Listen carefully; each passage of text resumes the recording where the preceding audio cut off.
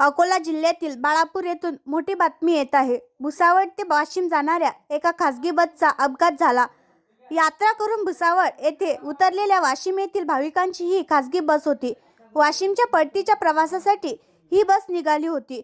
बाळापूर शहराजवळील भिकुंड नदीजवळ अचानक बस चालकाचा तोल गेल्याने बस भिकुंड नदीत पलटी झाली। या बसमध्ये एकूण 49 प्रवासी प्रवास करत होते। मिळालेल्या माहितीनुसार या अपघातात 5 ते 6 प्रवासी किरकोळ जखमी झाले आहेत।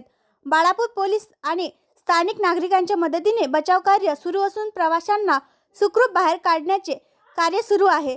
या पुलावर कठडे नसल्यामुळे अपघात झाला असल्याचेही बोलले जात आहे। आणखी नवीन व्हिडिओ पाहण्यासाठी आमच्या देशमुख एक्सप्रेस न्यूज चॅनलला सबस्क्राइब करा, लाईक करा आणि शेअर करा।